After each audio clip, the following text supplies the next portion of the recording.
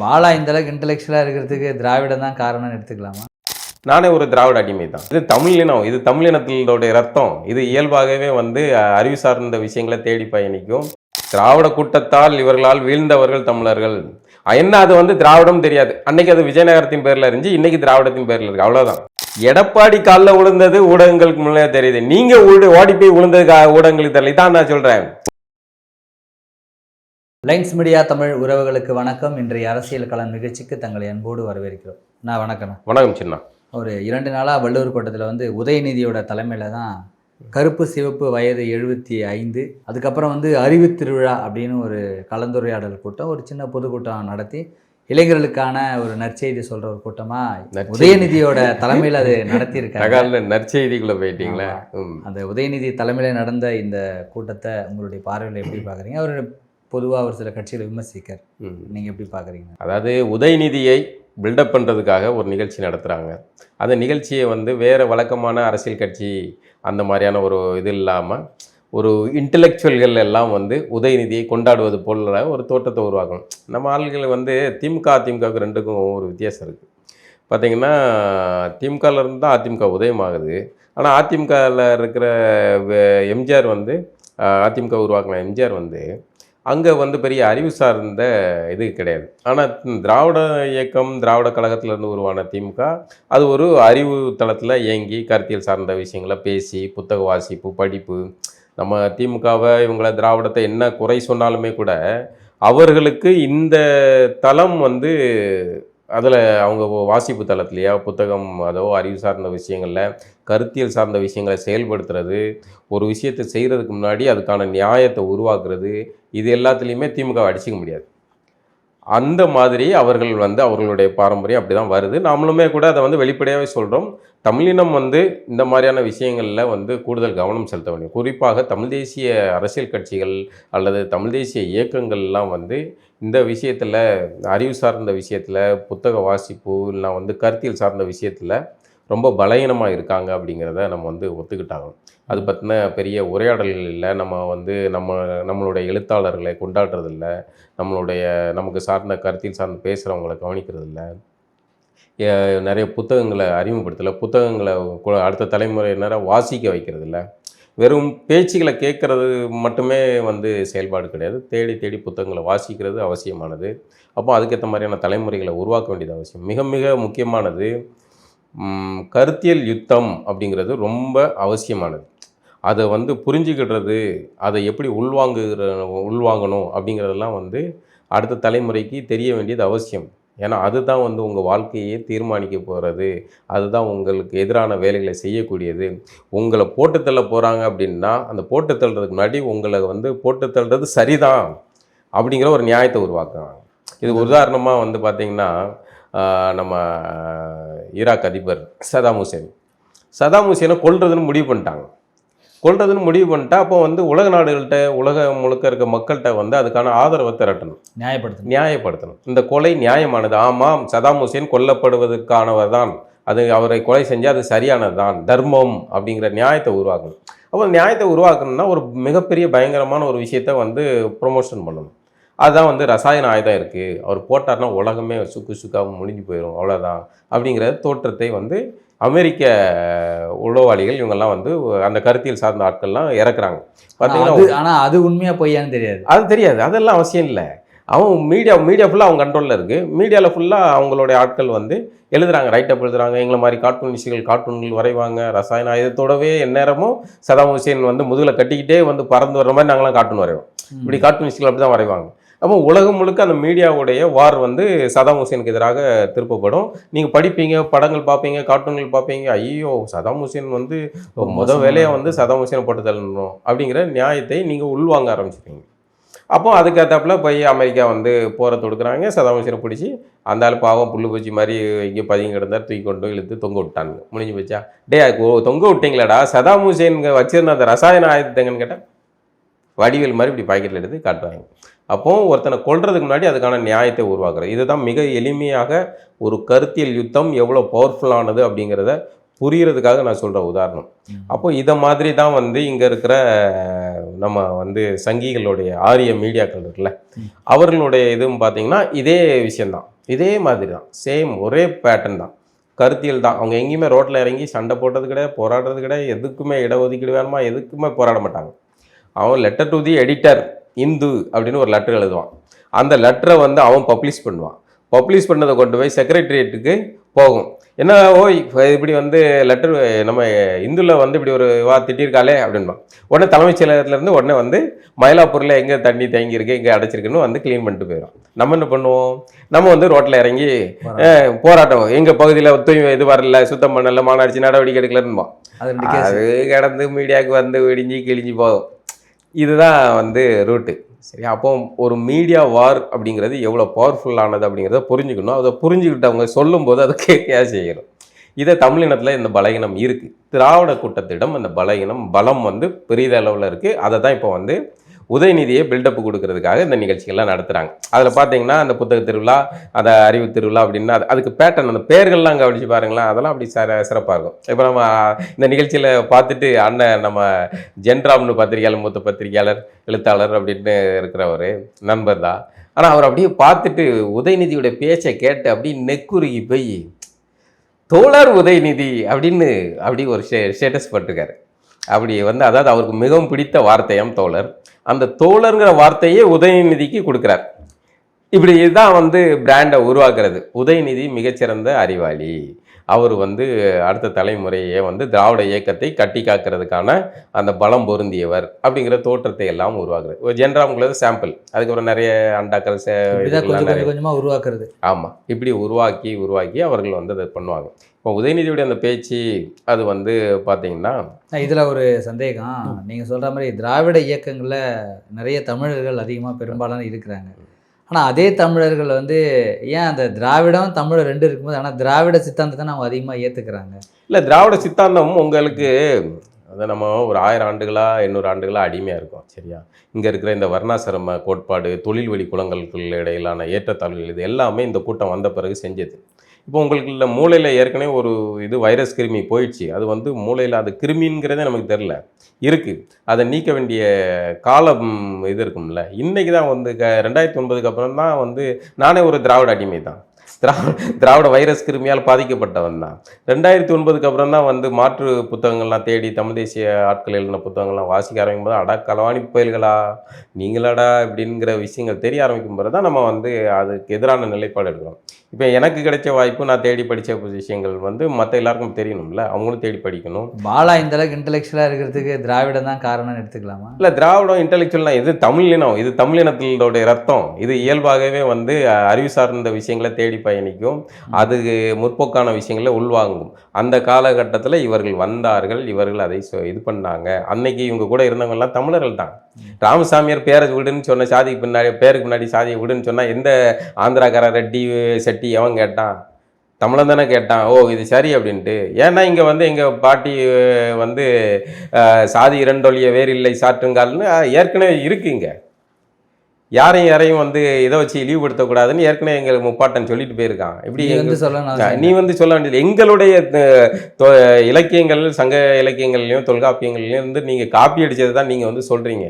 அது மாதிரி இந்த உரையில் அவர் வந்து திராவிட இயக்கங்கள் தான் வந்து சொன்னது. திராவிட இயக்கத்தின் வருகைக்கு பிறகுதான் வந்து பகுத்தறிவும் சீர்திருத்தமும் அது அதிகமாக வந்து இங்கே பகிரப்பட்டது அப்படின்னு சொல்லியிருக்கு. முன்னாடிலாம் அது இல்லை போல. அதான் இதுதான் இவர்களுடைய ப்ரொமோஷன். இது நம்ம ஏன் போட்டு இவங்களை போட்டு வெளுக்கணும்னு வெறி வருதுன்னா இதுக்கு தான் வந்து ஸ்டிக்கரை ஒட்டிடுற நாங்கள் தான். நீங்களாம் வர்றதுக்கு முன்னாடி இங்கே இருந்தவங்கலாம் யார்? அவையார், அத்தனை அவையார்கள் இருக்காங்கங்க, அத்தனை வள்ளுவன் இருக்காங்க, அவ்வளோ பேர் நம்மளுடைய முன்னத்தியர்கள் அவ்வளோ பேர் இருந்திருக்காங்க. இவங்கெல்லாம் எப்படி படித்தாங்க? இவங்கெல்லாம் எழுதின துன்பங்கள்லாம் எங்கேருந்து வந்துச்சு? நீங்கள் திராவிட இயக்கங்கள் வந்து சொல்லிக் கொடுத்தீங்களா? எங்கேருந்து வந்துச்சு? எங்களுடைய இதை வந்து காலி பண்ணது உங்கள் கூட்டம். வேணால் அப்படி வேணால் சொல்லிக்கலாம். காலி பண்ணிவிட்டு இன்றைக்கி நாங்கள் மீண்டு எழுகிற நிலையில் தான் இருக்கிறோம். அதை உடைக்க வேண்டிய தேவை இருக்குது. நீங்கள் வந்து எங்களுக்கு எதுவுமே செய்யலை. நீங்கள் தான் கட்டுப்பட்டித்தனமாக இங்கே வந்து இருந்த, உதாரணத்துக்கு சொல்லணும்னா இங்கே கோவிலில் இருந்த பெண்களை இங்கே தேவரடியார்கள் தான் இருந்தாங்க. அவர்கள் வந்து வேற, இவர்களுடைய வரவு வந்து தேவதாசிகளை உருவாக்கி. தேவரடியாக எப்படி ஆண் வந்து தேவனுக்கு இதாக இருந்தானோ, கோவில் வேலை செஞ்சானோ, தன்னை இறைப்பணிக்கு ஒப்பு கொடுத்தார்களோ, அதே மாதிரி பெண்கள் இருந்தாங்க. அதில் பல வந்து உயர் பிரிவு வர்க்க ரீதியில் மேலே இருந்தவங்க பலருமே இருந்திருக்காங்க. அதை நீங்கள் பின்னாடி வந்த கூட்டம் அந்த மகளிரை வந்து கேவலமாக பயன்படுத்தி இதை செஞ்சீங்க நீங்கள். அதை வந்து தமிழினத்து மீது போடுறது ஒரு அயோக்கியத்தனம் அதை செய்கிறது. இப்படி வந்து உங்களால் வீழ்ச்சியை சந்தித்த தமிழினம் தான் இன்றைக்கி மீண்டு வெளியேறதுக்கு போராடிக்கிட்டு இருக்கு. அப்படி வேணால் சொல்லலாம். திராவிட கூட்டத்தால் இவர்களால் வீழ்ந்தவர்கள் தமிழர்கள். என்ன அது வந்து திராவிடம் தெரியாது. அன்னைக்கு அது விஜயநகரத்தின் பேரில் இருந்துச்சு, இன்னைக்கு திராவிடத்தின் பேரில் இருக்கு, அவ்வளோதான். கேட்டால் அப்போ வந்து இளையராஜாவுக்கு நாங்கள் தான் மியூசிக் சொல்லி கொடுத்தோன்னு இந்த உருட்டு வாங்கி இந்த மீசை பாண்டிய மாதிரியார்கள் எல்லாம் எவ்வளோ வெறி வரும் இளையராஜாவுக்கு, யோசிச்சு பாருங்க. அது இளையராஜா அதை வேற அது பல இடங்களில் சொல்லியிருக்காருன்னு நினைக்கிறேன். கோட்டாவில் வரல அப்படின்னு இடஒதுக்கலாம். ஆமாம், உண்மை. அவருடைய திறமையால் வந்த இது கோட்டாவுக்கு எதிரான வார்த்தை கிடையாது. அவருடைய திறனில் வந்திருக்காரு, சுயமரியாதையில் வந்திருக்காரு. நீ அதை எப்படி சொந்தம் கொண்டோட ராமசாமியார் வந்ததுனால தான் இளையராஜா இசையமைக்க வரட்டான். இப்படி இவர்களுடைய ஸ்டிக்கர் ஒட்டுற இதுதான் இது. அது அந்த உரை தான் உதயநிதியுடைய இது. ஓவராலாக இந்த உரையை பார்த்துக்கிட்டிங்கன்னா விஜய் மீது தாக்குதல். விஜய் மீது நாங்கள் வந்து கூட்டத்தை பார்க்க வந்த கூட்டம்ல இது 4 பேர் பேசுகிறத கேட்க வந்த கூட்டம்னு சொல்கிறது. எடப்பாடி பழனிசாமி வந்து அடிமை அப்படின்னு சொல்கிறது. யார் யார் காலிலே விழுந்தாங்கன்னு ஒரு பட்டியலிட்டு இவங்க காலில் விழுந்தாங்க அப்படின்னு நாகரிகம் மரமற்ற இந்த முறையில் இது மாதிரி பேசுறது, இந்த மாதிரி ரொம்ப இதாக விமர்சித்து எழுதி கொடுத்த அண்ணன்மார்கள் வந்து ரைட்டப் பிரமாதமாக எழுதி கொடுத்துருக்காங்க. அதாவது அதை உதயநிதிக்கு ரைட்டப் எழுதி கொடுத்த அண்ணன்மார்களை தான் சொல்லணும். உதயநிதி எடப்பாடி காலில் விழுந்தாருங்க. சரி, அது விழுந்தாரு. அதுக்கு அவர் சொல்லிட்டாரு, பெரியவங்க காலில் விழுந்தேன். ஆமாம், விழுந்தாச்சு, பதவி வாங்கியாச்சு, முடிஞ்சு போச்சு. இப்போ என்ன, எப்போ என்னடா அப்படிங்கிற மாதிரி அவர் கேட்டார், முடிஞ்சு போய். அதையே தான் நீங்கள் சொல்லிக்கிட்டு இருக்கீங்க. எடப்பாடி காலில் விழுந்தது ஊடகங்களுக்கு முன்னே தெரியுது. நீங்கள் ஓடி போய் விழுந்தது ஊடகங்களுக்கு தெரியல. இதான் நான் சொல்கிறேன். அறிவு கூட்டம் அப்படின்னு இவங்க ஒரு வச்சிருக்காங்கல்ல, இதுதான் வந்து எடப்பாடி டீமில் அறிவு கூட்டம் இல்லை. அதனால் அவர் விழுந்தது தெரிஞ்சு போச்சு. இவர்கள் விழுந்தது ரகசியமாக போய் விழுந்தார்கள். ரகசியமாக போய் யார் காலில் விழுந்தாங்க? குருமூர்த்தி சொல்கிறாரு, பேட்டியில் சொல்கிறாரு. இன்னை வரைக்கும் மறுப்பு தெரிவிச்சிங்களா? உதயநிதி செஞ்சார் சொன்னாருங்கிற விவரங்களை குருமூர்த்தி சொல்கிறாரு. என்ன விஷயம்? குருமூர்த்தியே சந்திக்க வேண்டிய தேவை ஸ்டாலினுக்கு என்ன தேவை இருக்குது? ஏன் பேச வேண்டியிருக்கு அப்படிங்கிற இது இருக்குல்ல. அப்போ உங்களுடைய டீலிங் என்ன, லிங்க் என்ன, அந்த மாதிரிலாம் இருக்குல்ல. அப்போ நீங்கள் காலில் விழுறது வந்து வெளியே தெரியாமல் பார்த்துக்கிட்றீங்க. எடப்பாடி மாட்டிக்கிறார், அவ்வளோதான் விஷயம். வெளியே ஆக மொத்தத்தில் எடப்பாடி நேரடியாக காலில் விழுகிறார், நீங்கள் மறைமுகமாக காலில் விழுறீங்க. அப்புறம் விஜய் வந்து அந்த கூட்டம் அது வந்து வர்றது வெறும் அட்டை ஊதுனா தள்ளிடவும் வச்சிடணும். அது ஈஃபில் டவர் இந்த மாதிரியான அட்டைகள்லாம் வச்சு பார்க்க வந்தால் கூட்டம் மக்கள் வரத்தான் செய்வாங்க அப்படின்லாம் சொல்கிறாரு. அதெல்லாம் அது உண்மைத்தான். அது விஜயை வந்து பார்க்குறதுக்கு வர்றாங்க. அதை மறைமுகமாக கிண்டல் பண்ணுறாரு அப்படின்னு வைங்களேன். ஆனால் அந்த கிண்டலில் அது விஜய் வந்து வெறும் அட்டையாக இருக்க போகிறாரா இல்லையா அப்படிங்கிறது வரும் தேர்தலில் தெரியும்ல. இப்போ இவர்களுக்கு வந்து விஜய் அதிமுக அணிக்கு பெயராமல் பார்த்துக்கணும், அதான் இவருடைய வேலை. ஆமாம், முதன்மையான. அதனால் விஜய் விட்டு பிடிச்சிக்கிட்டு இருக்காங்க. இப்படி விஜய் பேச ஆரம்பிக்கும் போது விஜய் தனியாகவே நிற்பாரா அப்படிங்கிற ஒரு தோட்டத்தை உருவாக்குறாங்க. விஜயை வந்து விஜய் எதிர்பார்க்குற மாதிரி திமுகவுக்கும் தாவேகாவுக்கும் தான் மோதல் அப்படிங்கிற ஒரு தோற்றத்தை உருவாக்குறதுக்கான வேலையாகவும் கூட இது இருக்கலாம். அப்போ என்னாகும்? விஜய்க்கும் திமுகவுக்கும் தான் மோதல் அப்படிங்கிற மாதிரி ஒரு தோற்றத்தை உருவாக்குவாங்க. அதுக்காக இதை உருவாக்கப்பட்ட ஸ்கிரிப்ட். இப்போ இந்த மாதிரி இருக்கிற இந்த காலகட்டத்தில் ஸ்டாலின் அவர்கள் வந்து திருச்சியில் தான் இருக்காங்க. திருச்சியில் இருக்கும்போது நேற்று வந்து ஒரு இளைஞர் வந்து காவலர் குடியிருப்புக்குள்ளேயே வீட்டுக்குள்ளேயே ஓட வெட்டியிருக்காங்க. அப்புறம் தொடர்ந்து கோவை மாணவி ஒரு விஷயம், இது மாதிரி நிறைய சட்டம் ஒழுங்கு பிரச்சனைகள் அதிகமாக இருக்குது. இது ஸ்டாலின் கையில் இருக்கிறதுனாலே அந்த சட்டம் ஒழுங்கு இப்படி இருக்கிறதுக்கான வாய்ப்பு இருக்குமா, இல்லை எப்பயுமே நடக்கிற மாதிரி தான் இது நடக்குதுன்னு? இல்லை, இது சட்டம் ஒழுங்கு இப்போ தேர்தல் நெருக்கம் ஒன்று, இன்னொன்று போலீஸ் யார் கண்ட்ரோலுமே இல்லை அப்படிங்கிற மாதிரி இருக்குது. ஒரு ஆட்சியாளரில் ஆட்சியில் இருக்கிறவங்களுடைய கண்ட்ரோலில் காவல்துறை இருக்கணும். இல்லைன்னா வந்து கருணாநிதி சொல்லுவார்ல, ஈரல் கெட்டு போச்சு அப்படின்ட்டு. அது மாதிரி தான் வந்து காவல்துறை மாறி போகும். காவல்துறை யாருடைய இதில் இருக்குது? ஏன்னா அவர் தான் அமைச்சரே வந்து செயல்படாத ஆளாக இருக்கார் முதல்வர். அப்போ சட்டம் ஒழுங்கு சந்தி சிரிக்க தான் செய்யும். காவலர்கள் அதிகாரத்தில் இருக்கவங்க, இப்போ கருணாநிதி இருந்திருந்தாருன்னா அதை கண்ட்ரோலில் வைப்பார். இங்கே அப்படி எதுவுமே இல்லை. பல தலைகளாக வந்து பிரிஞ்சு ஒவ்வொன்றும் ஆதிக்கம் செலுத்துது. அவர் பேச்சு நான் அது கேட்கணும், எனக்கு டைரெக்டாக மாப்பிள்ளை சார் தெரியும்பார் ஒருத்தர். இன்னொருத்தர் நான் வந்து எனக்கு மகன் சாரை தெரியும்பார், எனக்கு அப்பாவை தெரியும் அப்படின்பார். இப்படியே வந்து இவர்கள் இருக்காங்க. தலைமை இயக்குனரை வந்து போட முடியல. இப்படி பல பின்விளைகள் இருக்குது. கீழ்மட்ட காவலர்கள்ட்ட வந்து ஒழுங்கினங்கள் அதிகமாகிடுச்சு. காவலர்கள் பாதுகாப்பு கொடுக்க வேண்டிய வேலியை பயிரை மேயிற மாதிரி வேலியை பயிரை மட்டும் இல்லை, பயிரை வந்து சோழியை முடிக்குது. மொத்தமாக வந்து பிடுங்கி எரிகிற அளவுக்கு நடக்குது. பார்த்திங்கன்னா கோவை சம்பவத்தை நம்ம பேசுகிறோம், கோவை மாணவிகள். ஆனால் அதுக்கு முன்னாடி ஆந்திராவிலேருந்து வந்த ரெண்டு பெண்கள், அதில் ஒரு பெண்ணை கூட்டு போய் திருவண்ணாமலையில் வச்சு தெலுங்கர் ஏவாவேலு அவர்களுடைய அந்த இதில் பகுதியில் திருவண்ணாமலையில் வச்சு ஒரு ரெண்டு போலீஸ்காரன் 2 பேர் வந்து இது பண்ணுறாங்க, பாலியல் வன்புணர்வு செய்கிறாங்க. அந்த இது வந்து பெரிய அளவில் அதிமுக ஆட்சியாக இருந்தால் பெரிய அளவில் பேசப்பட்டிருக்கும். அது அப்படியே இதாச்சா. அதுக்கப்புறம் நேற்று விழுப்புரத்தில் இளங்கோன்ற ஒரு காவலர் வந்து பள்ளி மாணவிக்கு பாலியல் இது கொடுத்துருக்காரு. அதை வந்து போக்சோ சட்டத்தில், அதாவது ஆமாம், அதாவது அந்த பிள்ளை பாய் ஃப்ரெண்டோ யார் கூடயோ வந்து சென்னைக்கு வந்துட்டு திரும்ப போகும்போது இவன்கிட்ட மாட்டுது. அவங்க ஏற்கனவே புகார் கொடுத்துருக்காங்க. அப்போ ஒரு காவலராக என்ன பண்ணும், அவங்கள அந்த பிள்ளையை மீட்டு முறையாக வந்து ஒப்படைக்கணும்ல. அவங்க அதை கூப்பிட்டு போய் அந்த பிள்ளையை வந்து பாலியல் வன்புணர்வு பண்ணுங்க. போலீஸ்காரன் இதுதான் இதில் கவனிக்க வேண்டியது. நீங்கள் யாரோ ஒரு 3 ரவுடி பயில்க ஒரு கோவையில் மாணவியே பிடிச்சி அறுவலை காட்டி மிரட்டி ரேப் பண்ணதை வந்து இப்போ இதாக பேசுகிறோம். ஆனால் போலீஸ் வந்து இவ்வளோ கேவலமாக கெட்டு போயிருக்கு. நான் திருநெல்வேலியிலேயே தூத்துக்குடியில் ஒரு பெண் காவலர் வந்து இன்னொரு எஸ்ஐ கூட வந்து இந்த தொடர்பு, அதை காட்டி மிரட்டி பணம் கேட்டு மிரட்டுது. இப்படி கீழ்மட்டம் அடிமட்டம் மேல்மட்டம்னு எல்லா இடத்துலையுமே இந்த மாதிரியான பாலியல் சிக்கலில் காவல்துறை வந்து சிக்கி சின்னாபின்னாமாகி சந்தி சிரிக்குது. அப்போ என்ன லட்சத்தில் இருக்குது காவலர்கள் அப்படின்னு நீங்கள் குறிப்பிட்டு சொல்கிறீங்க. ஆனால் அவர்களும் சாதாரண எல்லாரும் சாதாரண மனிதர்கள் தான். எல்லாருமே சபலங்களும் நல்ல விஷயங்களும் கொண்டவர்கள் தான், மறுக்கல. ஆனால் அதை இது பண்ணக்கூடிய தலைமை பொறுப்பு வந்து இதாக இல்லையே, ஆளுமையாக இல்லையே, யாருடைய கண்ட்ரோல் இல்லையே. நீங்கள் வந்து இந்த மாதிரி தவறுகள் செய்கிறவங்கள வெறும் பணியிட மாற்றமோ இல்லை வந்து ஆயுதப்படைக்கு மாற்றுறது இந்த மாதிரியான ஒரு வழக்கமான ஃபார்மெட் இதுக்குள்ள தானே வச்சுருக்கீங்க. அந்த திருவண்ணாமலை சம்பவத்தில் நடந்தப்போவே நீங்கள் வந்து முறையாக நடவடிக்கை எடுத்துருக்கணும்ல, அது அச்சம் வரணும்ல. ஏன் வந்து 3 நாள் 1 வாரத்துக்கு முன்னாடி தாங்க கோவை இஷ்யூ வந்து பெரிய அளவு பேசப்படுதுங்க. இப்போ இன்றைக்கி வந்து அந்த இளங்கோங்கிற போலீஸ்காரன் வந்து ஒரு பிள்ளையை வந்து இது பண்ணுறானே, ஒரு மாணவியை. அப்போ அதை ஒரு வகையான அப்போ யாரும் எதுவும் செய்ய முடியாதுங்கிற நினப்பு தானே. அப்போது அடிப்படையிலே வந்து இங்கே எல்லாமே மாற்றப்பட வேண்டிய தேவை இருக்குது. இந்த ராஜ்யத்தில் இவர்கள் வந்து எடப்பாடி காலில் விழுந்தார், விஜய் அட்டைன்னு பேசி உருட்டிக்கிட்டு மீடியாவில் 2026 மீண்டும் ஆட்சி அமைக்கணும் அப்படின்ற ஒரு கோட்பாடோடு தான் அதுக்கேற்ற மாதிரியான சூழல்களை அவர்கள் உருவாக்குகிறார்கள். ஆனால் ஆட்சி நெருக்கத்தில் என்ன நாள் நடக்கும்? ஆட்சி நெருக்கத்தில் இவர்கள் இப்போ நினச்சிக்கிட்டு இருக்காங்க விசிக தாவாதுன்னு நினச்சிக்கிட்டு இருக்காங்க.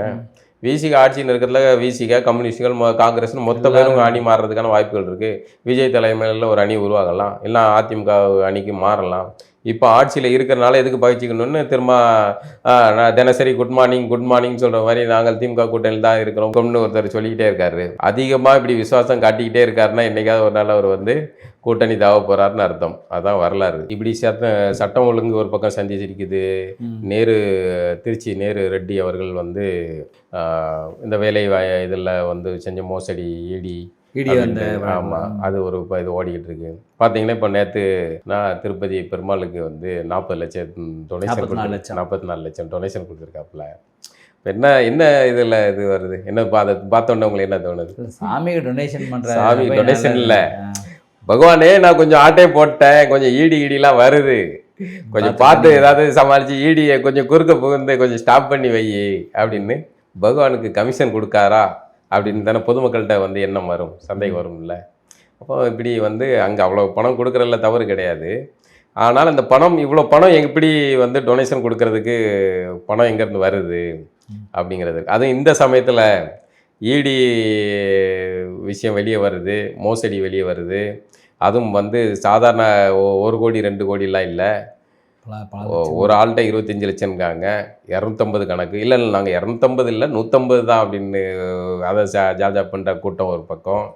இப்படின்னு பார்த்தீங்கன்னா அது ஒரு பெரும் தொகையான கோடிகள். அப்போ அதிலேருந்துலாம் தப்பிக்கிறதுக்கு பெருமாளுக்கு லஞ்சம் கொடுக்கார் அப்படிங்கிற மாதிரி இதை எடுத்துக்கணும் தானே தோணுது.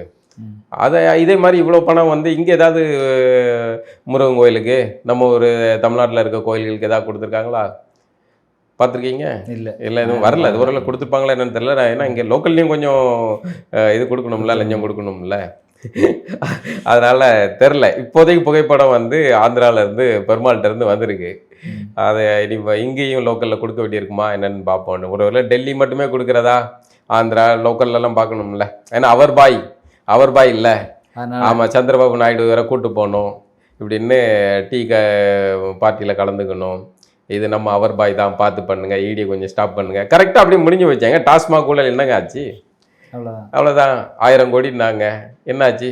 அப்படியே வந்து மேலே டெல்லியில் ஒரு நாள் ஒரு மீட்டிங், ஒரு டீ பார்ட்டு, சந்திரபாபு நாயுடு வந்து மோடியோட போட்டு அவர் பாய், அவர் வெரி ஓன் பாய்ஸ் அப்படி இப்படின்னு விதவிதமாக வந்து அவர்கள் வந்து அவர் வெரி ஓன் பாய் அப்படின்னு அவர்கள் சொல்ல, இவர்கள் அவர் ஓன் பாய்ங்க, மாறி மாறி இவர்கள் பேசி அதை முடிச்சு விட்டுருவாங்கல்ல. அதே கணக்கில் தான் இதுவும் அந்த கணக்கில் தான் இந்த கணக்கும் வரும் அப்படின்னு தான் தோணுது. பார்ப்போம், பெருமாள் ஏதாவது 7 கொண்டல வாடா ஏதாவது பார்த்து பண்ணுப்பா. சரி பார்க்கலாம். மீண்டும் ஒரு நிகழ்ச்சி சந்திப்போம்ண்ணா. நன்றி.